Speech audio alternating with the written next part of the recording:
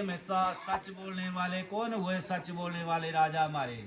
जो सच बोला करते, सच के पीछे उन्होंने सब कुछ त्याग दिया था अपना, सच और दान के पीछे सब कुछ त्याग दिया था। कौन हुए ऐसे? राजा हरिश्चंद्र। उनने सब कुछ ही त्याग दिया था अपना, दान और सत्य के पीछे सब कुछ छोड़ दिया था। लास्ट में उनको इतना भी पता लग गया था कि मेरा पुत्र की लाश जलाने के लिए आए शमशान, वहाँ जलाद बने थे, तो उन्होंने अपनी पत्नी से भी पल्लू मांगा, मैं इसका टैक्स लूंगा तब जलाऊंगा, नहीं जलाने दूंगा। तो वह राजा हरिश्चंद्र राम के, भगवान राम के दादा परदादा 4 पीढ़ियां पहले वो राम के वंश में हुए। तो ऐसा हुआ। तो ऐसे ही वो राजा उल्का मुख नाम के एक राजा हुए। जितेंद्रिय हमेशा अपनी इंद्रियों को बस में रखा करते थे। सत्यवादी में सच बोलने वाले और सच की राह पर चलने वाले। यो यो देवालय धनावंत बंधुओं भी हो जाकर देव मंदिरों और गरीबों को देव मंदिरों में जाकर के ब्राह्मणों और गरीबों को जाकर के धन बांटा करते, धन दिया करते थे। भार्या तस्या प्रुग्धा सरोज मंदना सती। और राजा की पत्नी सरोज होता है हमारा कमल का फूल, कमल के समान मुख वाली, वैसे ही गुणों वाली थी जैसे गुण उस राजा में पाए जाते थे, तो वैसे ही गुण उस रानी में भी पाए जाते थे। राजा दानी था तो रानी उससे ज्यादा 10 गुना दानी थी, तो वैसे ही गुण उस रानी में भी पाए जाते थे। भद्रशिला नदी तितिरे व्रतमृत्रच्यता। भद्रशिला नदी होती है, कोई भद्रशिला नदी का किनारा चुन लेते हैं, कोई सुंदर सा ऐसा बाग चुन लेते हैं, कोई सुंदर सा स्थान चुन लेते हैं राजा और रानी, और ऐसी सुंदर वेदी का निर्माण करके, पंडाल का निर्माण करके अपने भाई बंधुओं मित्रों संबंधियों को बुला करके, ब्राह्मणों को बुला करके भगवान का पूजन कीर्तन भजन कथा जो है कर रहे होते हैं, करवा रहे होते हैं, उस स्थान पर कथा करवा रहे होते हैं। ये तस् मंत्रे। और उसमें क्या होता है कि बढ़िया व्यापारी बहुत सा धन इकट्ठा करके अपनी नाव में बहुत सा धन इकट्ठा करके जो है उस किनारे पर चलाता है, उस भद्रशिला नदी के किनारे पर चलाता है। नावम संस्थाप्य। और अपनी नाव को किनारे पर खड़ा कर देता है, आकर के देखता है कि नदी के किनारे में राजा जो है कुछ सुंदर वेदी लगाई हुई है, अपने भाई बंधु बुलाए हैं। राजा की बात थी तो 8-10 हजार आदमी भी था कथा श्रवण करने के लिए। तो उसने देखा कि राजा कुछ कर रहा है, जाकर के सुंदर वेदी लगाई है राजा ने, कलश स्थापित किया है और सब अपने भाई बंधु भी बुलाए हुए हैं। तो जाकर के मैं भी देखता हूँ कि राजा क्या कर रहा है। तो अपनी नाव को, जो उसकी नाव थी, उसको किनारे पर खड़ा कर देता है, उस राजा और रानी के पास चला जाता है, वहां चला जाता है, वहां जाकर के चला जाता है। जाकर के राजा और रानी को झुक करके प्रणाम करता है, नमस्कार करता है, बड़ी श्रद्धा भावना से जो है पूजन करते हुए देखता है, और बड़ी आदर से जब वहाँ से पूजा करते देखता है तो उन राजा और रानी को बड़े आदर से पूछता है, बड़े प्यार से पूछता है कि राजन, हे राजा जी, इतनी श्रद्धा भावना से आपकी सदेवता का पूजन कर रहे हैं, क्यों कर रहे हैं? इसके करने से क्या मिलता है? ये सब आप मुझसे कहने की कृपा करें, सब मैं आपके मुख से सुनना चाहता हूँ। राजो वाचा। राजा और रानी बोले कि पूजनम क्रियते पुत्र पौत्री प्राप्ति कामन्या, कि हम जो है अपने पुत्र के लिए, यानी हमारे घर में पोता हो जाए, इस कामना को लेकर के अपने भाई बंधुओं संबंधियों मित्रों को बुला करके जो है यहाँ सुंदर वेदी का निर्माण करके, सुंदर पंडाल का निर्माण करके, कलश स्थापित करके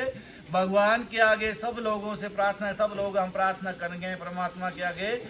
प्रार्थना करें कि भगवान हमारे घर में पोता हो जाए, हमारा वंश चल पड़े, हमारे घर में पोता हो जाए, इस कामना को लेकर भगवान के हम पूजन कर रहे हैं।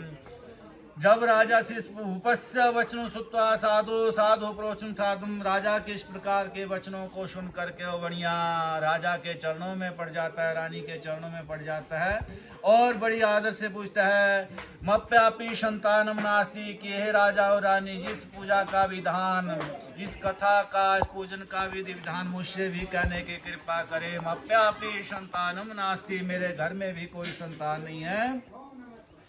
और आपके कहने से लगता है कि मैं इस पूजा को कराऊंगा, इस कथा को कराऊंगा, तो अवश्य ही मेरे घर में संतान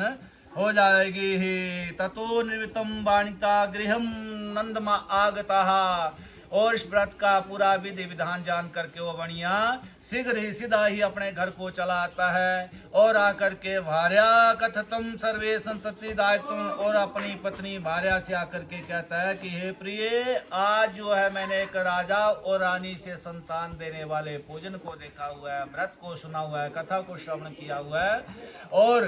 कहता है अपनी पत्नी से कि हे प्रिय, जब मेरे घर में संतान हो जाएगी तो मैं भी पूजन करवाऊंगा। लेकिन जिसके पास अन्न नहीं होता उसको पता होता है कि अन्न क्या चीज है, जिसके पास धन नहीं होता उसको पता है कि धन का अभाव क्या होता है, जिसके पास संतान नहीं होती उसको पता होता है कि संतान का अभाव क्या होता है। तो जब उसके पास संतान नहीं थी तो उसने भगवान के आगे हाथ जोड़े कि प्रभु, मेरे घर में संतान हो जाएगी तो मैं आपका पूजन करवाऊंगा। जैसे ही दिल से भाव से उसने भगवान के आगे हाथ जोड़े तो परमात्मा ने भाव के मुख्य होते हैं, भगवान भावम देवम विद्यते। तो भगवान जैसे भगवान के आगे हाथ जोड़े तो उसी दिन परमात्मा उससे प्रसन्न हो गए,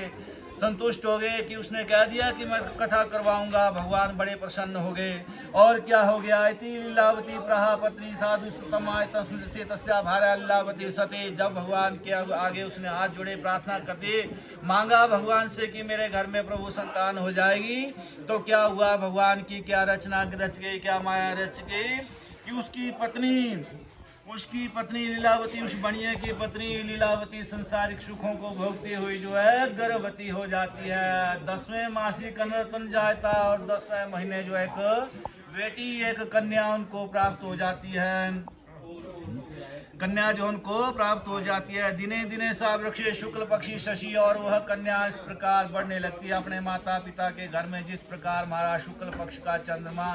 दिनों दिन बढ़ने लगता है, छोटा बड़ा बड़ा बड़ा बड़ा होता है, पूर्णमासी को पूरा हो जाता है, उस प्रकार वो कन्या जो अपने माता पिता के घर में बढ़ने शुरू हो जाती है, बढ़ने बड़ी होने लग जाती है। नामम कलावती चेती कर्णम नामम कर्णकृता, और उस बेटी का जो है कलावती नामकरण कर दिया जाता है, नाम रख दिया जाता है। ततो लीलावती प्रहा स्वामी ध्रुव बचन बचाहा। तब उसकी पत्नी, उस बनिए की पत्नी अपने पति से बड़े मीठे वचनों में कहती है, बड़े मधुर वचनों में कहती है कि स्वामी, अब उस पूजा को, उस संकल्प को आप क्यों नहीं पूरा करते जो आपने पहले कर रखा था कि जब मेरे घर में संतान हो जाएगी तो मैं इस पूजा को करवाऊंगा। संतान ने तो भगवान ने हमारे को दे दी जो हमारे भाग्य में थे, बेटा था बेटी थी जो था वो दे दिया, लेकिन अब आप उस पूजा को क्यों नहीं करवाते, उस संकल्प को आप पूरा क्यों नहीं करवा रहे हैं, उसको पूरा कीजिए। साधु वाचा विवाहमये तस्या करिष्यतम व्रतम प्रिय, कि हे प्रिय, जब इस बेटी का विवाह लगेगा तो उस समय वेदी भी लगी होंगी, ब्राह्मण भी बुलाए होंगे, भोजन भी बना होगा, और उस समय हम कथा करवा लेंगे। अभी मेरे पास व्यापार से समय नहीं है कि मैं कथा करवाने लग जाऊं, व्यापार, अपने व्यापार को छोड़ दूं और कथा करवाने लग जाऊं। इति भार्या समावासा जमाद अग्रम प्रति, और अपनी पत्नी को इस व्रत का आश्वासन देकर जो है व्यापार के लिए नगर की ओर निकल पड़ता है, चला जाता है। ततम कलावती कन्या वित्रिवेश्यामी, और कलावती बेटी जो है अपने माता पिता के घर में दिनों दिन बड़ी हो जाती है, बढ़ने शुरू हो जाती है और बड़ी हो जाती है। दृष्टवा कन्या तथा साधु नगरे सखी विसा, और एक दिन आज ऐसा आ जाता है कि बुढ़िया अपनी कन्या को सखियों के साथ बाजार में घूमता हुआ देख लेता है। मंत्रित्वा दुता दुता प्रेमशिता धर्मता, और धर्म को जानने वाला वो बढ़िया अपने दूतों को, अपने सेवकों को आदेश करता है कि विवाह कन्या श्रेष्ठ बड़ा विचार आया कि इस कन्या के लिए किसी श्रेष्ठ वर का विचार कीजिए, विवाह के लिए किसी श्रेष्ठ वर का विचार कीजिए। तेना अगस्त्य दूतो कांचन नगरम यो, उसके दूत, उस बनिए के दूत जो सेवक थे उसकी इस प्रकार की आज्ञा को पा करके वर ढूंढने के लिए नगर की ओर निकल पड़ते हैं। किसी न कांचन नगर को चले जाते हैं, वर ढूंढने के लिए वहां चले जाते हैं। तस्माद का बाणिक पुत्रा समायत गतो ही सा, वहां से एक बनिए के पुत्र को साथ ले आते हैं और उस बनिए के सम्मुख खड़ा कर देते हैं। दृष्टवा सुंदर वाले गुणिता गुणों से भरपूर सुंदर शरीर वाले उस बनिए के पुत्र को देखकर वो बनिया क्या करता है कि अपने भाइयों संबंधियों मित्रों को बुला करके बड़ी श्रद्धा भावना से जो अपनी बेटी का विवाह जो है कन्या का विवाह जो उस बनिए के पुत्र के साथ करवा देता है, कर देता है। और दुर्भाग्य क्या कर लेता है कि उस पूजा को, उस व्रत को करना दोबारा भूल बैठता है, छोड़ बैठता है। क्यों? क्योंकि उसको क्या हुआ, अन्न मिल गया, धन मिल गया, संतान मिल गई, जवाई मिल गया, जीवन के सारे सुख मिल गए, तो उसमें सब कुछ भूल गया, माया के चक्कर में सब कुछ भूल गया, भगवान को भूल गया, संकल्प को करना भूल गया, उस जो भगवान के आगे प्रार्थना की थी, प्रतिज्ञा की थी, सब कुछ भूल गया। अन्न मिल गया, धन मिल गया, जवाई मिल गया, संतान मिल गई, क्या आपको नहीं देखा, भगवान भूल गया उसमें, उस टाइम को भूल गया, उस संकल्प को करना भूल गया। तो उसमें परमात्मा उससे रुष्ट हो गए, नाराज हो गए कि ये बनिए जो तूने मांगा, जिंदगी में जो मांगा मैंने दिया, अन्न मांगा अन्न दिया, धन मांगा धन दिया, संतान मांगी संतान दी, ज्वाई मांगा ज्वाई दिया, लेकिन तूने एक छोटा सा संकल्प किया था, मेरी पूजा का एक छोटा सा संकल्प किया था कि मैं पूजा करवाऊंगा, मेरे घर में संतान होगी तो मैं पूजा करवाऊंगा, उस पूजा को करवाना तू भूल बैठा, अब तेरे पर बहुत बड़ी आपत्ति आएगी, बहुत बड़ी विपदा आएगी, विपदा आएगी। ततम कालम किया निष्कर्म विशारदा, और अपने काम में चतुर बढ़िया क्या करता है कि अपने दामाद को, जो उसका जवाई था, उसको भी साथ लेता है और व्यापार के लिए निकल पड़ता है, चल पड़ता है, चला जाता है। वाणिकता शीघ्रम जानतो वाणिकता रत्ना सारपुरे रम्या गत्वा सिंधु समीपता, और कोई रत्नापुरी नगरी होती है, सिंधु नदी का किनारा होता है, हमारा पाकिस्तान पूरा भारतवर्ष, पहले पाकिस्तान भी हमारा ही था,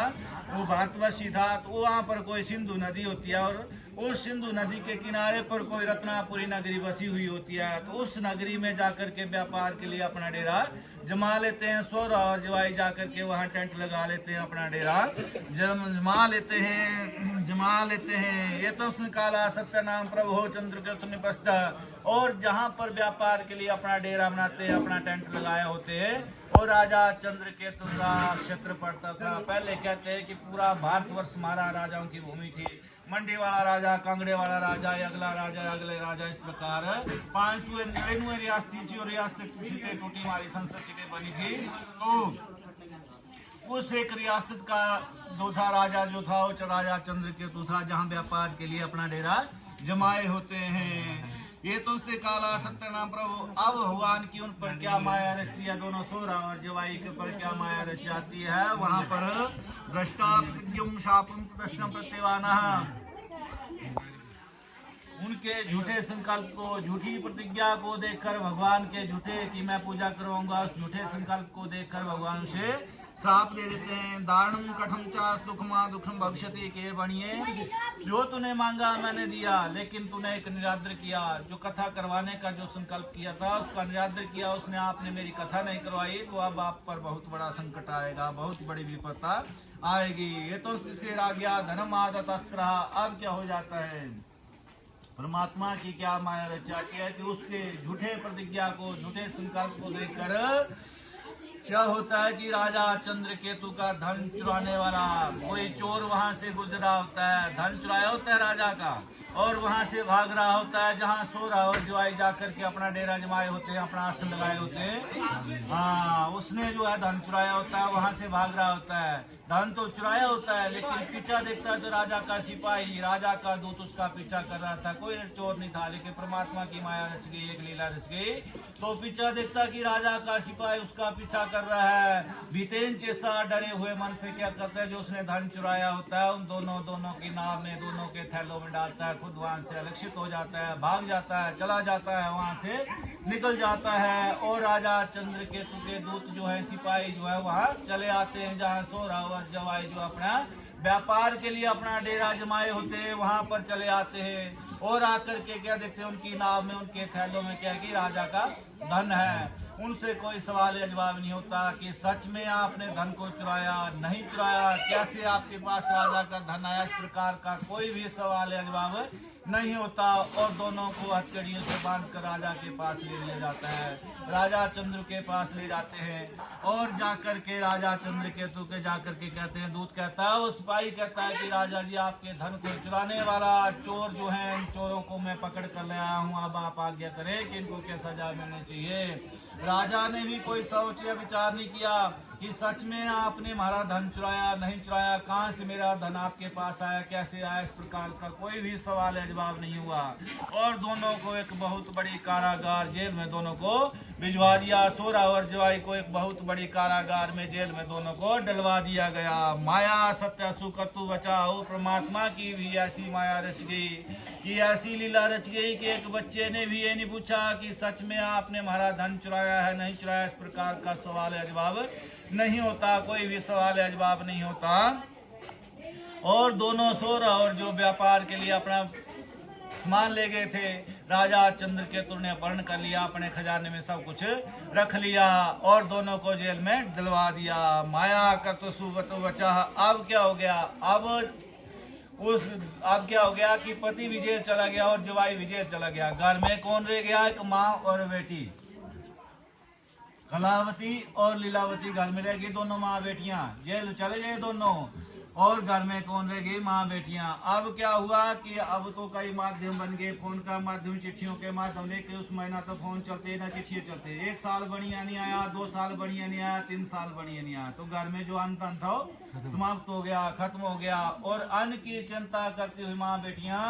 दोनों भिक्षा मांगने के लिए घर घर में निकल, परमात्मा की ऐसी माया रच गई कि भिक्षा मांगने के लिए निकल पड़ती हैं, घर घर में जाकर के भिक्षा मांगना शुरू कर देती हैं। और एक दिन ऐसा होता है कि वो बेटी बेचारी पूर्णमासी का दिन होता है और जाकर के उसी ब्राह्मण जाति भिक्षा मांगती मांगती जो उसी ब्राह्मण के घर में जाकर के पहुंच जाती है जहां पर सबसे पहले उसने पूजन किया था। ब्राह्मण ने सुंदर वेदी लगाई हुई, अपने घर में सुंदर पंडाल सजाया हुआ है, कलश स्थापित किया हुआ, अपने भाई बंधु संबंधी रिश्तेदारों सबको बुलाया हुआ है और बड़ी श्रद्धा भावना से जो ब्राह्मण पूजा कर रहा है, कीर्तन भजन कथा करवा रहा है। कन्या चली जाती है, कलावती वहां बैठ जाती है, जाकर के बड़े आदर से उस पंडाल पर, उस पूजा स्थल पर जाकर के बैठ जाती है और बड़े आदर से कथा को श्रवण करती है, कीर्तन भजन को देखती है, भगवान के पूजन को देखती है और बड़ी श्रद्धा भावना से कथा श्रवण करके वो जब भगवान का जल और प्रसाद ग्रहण करती है तो उसको रात्रि का कम से कम 10 बज जाते हैं।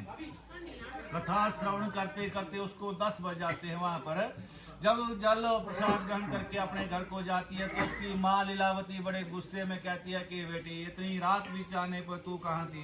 तेरे मन में ऐसे कौन से बुरे विचार आ गए जिसे तुझे अपने भले या बुरे का भी ज्ञान नहीं रहा। तो बेटी बड़े मधुर वचनों में अपनी माँ से कहती है कि हे माँ, मैंने जो है एक ब्राह्मण के घर में मनवांछित फल देने वाले पूजन को देखा हुआ है, कथा को श्रवण किया हुआ है, जिसके करने से मनुष्य सब प्रकार के सुखों को भोगता है। जब कन्या के मुख से इस प्रकार सुनती है तो तुरंत उसे पिछले समय की याद आ जाती है कि कभी मेरे पति ने जो है भगवान के आगे संकल्प किया था कि मैं कथा करवाऊंगा, मेरे घर में संतान हो जाएगी तो मैं कथा करवाऊंगा, उस कथा को करवाना ही हम भूल गए हैं, तभी से हमारे को ये दुख के दिन देखने पड़ रहे हैं। तो उसी समय लीलावती के पास कुछ नहीं था, बेचारी के पास ना अन्न था, लोगों को भोजन खिलाती, ना दक्षिणा ब्राह्मणों को दक्षिणा देने के लिए थी, ना तो कुछ नहीं था उसके साथ में की कथा करवा सकती थी। लेकिन उसने क्या किया, पत्र पुष्प इकट्ठे कर लिए, जंगलों में जो पत्र पुष्प थे इकट्ठे कर लिए, सुंदर पत्थर की मूर्ति रख ली सम्मुख और ऐसा पंडाल बना लिया और भगवान के आगे सब कुछ अर्पण कर दिया, जो पत्र पुष्प लिए थे और भगवान के आगे अर्पण कर दिया और भगवान के आगे प्रार्थना कर दी कि प्रभु मेरे पति ने जो संकल्प किया था कि मेरे घर में संतान होगी तो मैं पूजा करवाऊंगा, आज उस संकल्प को मैं पूरा कर रही हूँ। मेरे पति जहाँ भी हों, किसी भी अवस्था में, किसी भी स्थान पर हों, लेकिन जो संकल्प उन्होंने किया था उस संकल्प को आज मैं पूरा कर रही हूँ। और जैसे कैसे भगवान मेरे पति और जवाई जिस अवस्था में भी हों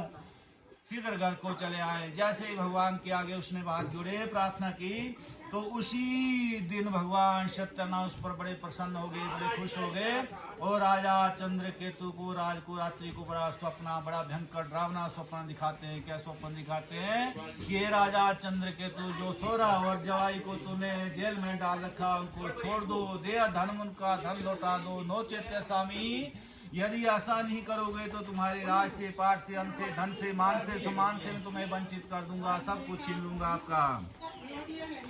जब राजा ने इस प्रकार सुना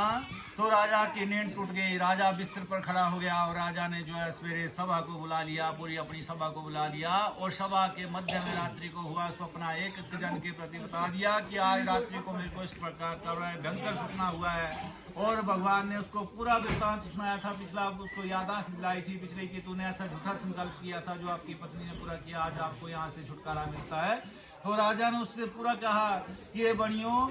राजा ने आदेश किया अपने दूतों को कि जाओ दोनों सोर और जवाई को जेल से ले आओ। अब जाकर के राजा के दूत उनको पकड़ कर जेल से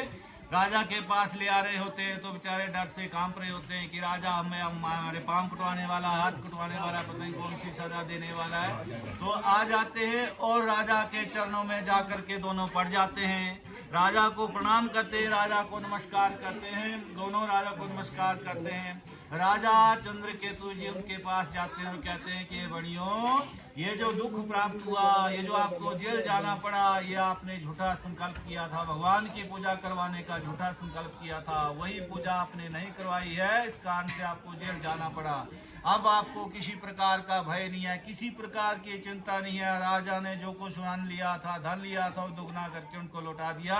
और मंगलपुर की यात्रा करने के लिए आज्ञा दे दी। उन दोनों ने भी राजा को झुक करके प्रणाम किया, नमस्कार किया, प्रणाम किया और अपने घर के लिए मंगलपुर की यात्रा प्रारंभ कर दी। मंगलम भगवान विष्णु मंगलम भगवान गणधया मंगलम पुंडरीकाक्ष मंगलाय तनु हरि। चढ़ाई जय भगवान जी चरणों पर।